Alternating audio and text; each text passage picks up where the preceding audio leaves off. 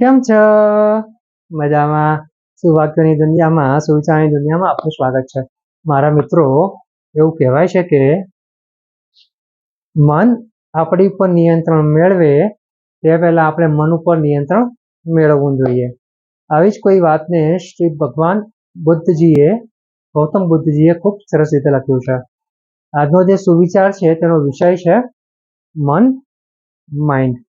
શ્રી ગૌતમ બુદ્ધજીએ લખ્યું છે કે ગુસ્સો મનમાં રાખવો તે બીજા કોઈના પર ફેંકવા માટે હાથમાં રાખેલા ગરમ કોલસા જેવું છે, જેમાં તમે જ બળી જશો. મારા મિત્રો, વાત ખૂબ જ સીધી છે, ખૂબ જ સરળ છે અને એટલી જ મહત્વની છે. અહીંયા વાત છે મનની સાથે કામ લેવાની. આપણે મનને ક્યારેય નિયંત્રણમાં નહીં રાખી શકીએ, તે આપણે સમજી લેવું જોઈએ. પરંતુ મન આપણી પર નિયંત્રણ ના મેળવે તે પણ આપણે જોવું ખૂબ જરૂરી છે. મન એટલી ચંચળ પ્રક્રિયા છે, મન એટલી ચંચળ વસ્તુ છે કે તમને ખ્યાલ જ નથી આવતો કે તમે શું સાચું કરી રહ્યા છો અને શું ખોટું કરી રહ્યા છો. માટે મારા મિત્રો, અહીંયા મનને સમજવું ખૂબ જરૂરી છે, મનને જીતવું ખૂબ જરૂરી છે.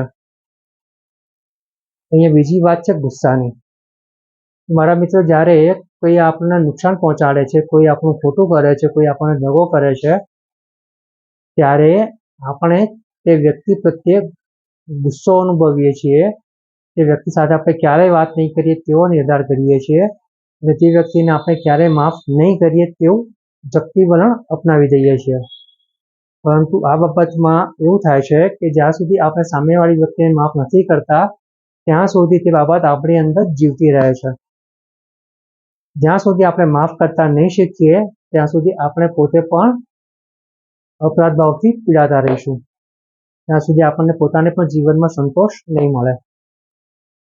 મારા મિત્રો, વાત એવી છે કે ભલે આપણી સાથે કોઈએ ગમે તેટલું ખરાબ કર્યું હોય, ગમે તે કર્યું હોય, આપણો ધર્મ એટલો છે, આપણું કામ એવું હોવું જોઈએ કે આપણે આપણા કામથી કામ રાખીને જો આપણે શક્ય હોય તો તે વ્યક્તિને માફ કરીને આપણે આગળ વધતા શીખવું જોઈએ.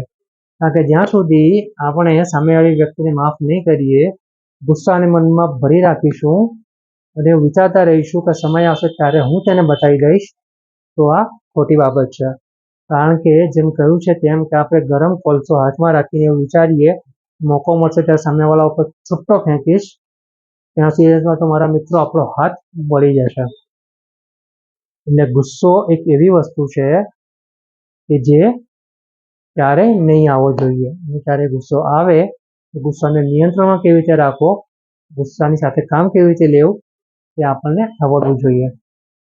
અને આ બધું આપણે આપણા મનથી જ કરી શકીએ છીએ. માટે મારા મિત્રો, મનને ક્યારેય કંટ્રોલ કરવાનો, મનને નિયંત્રણમાં રાખવાનો ક્યારેય પ્રયાસ નહીં કરવો જોઈએ, પરંતુ મનને સમજીને એ સારું હોય, સાચું હોય તે મનને સમજાવીને આપણે આગળ વધવું જોઈએ.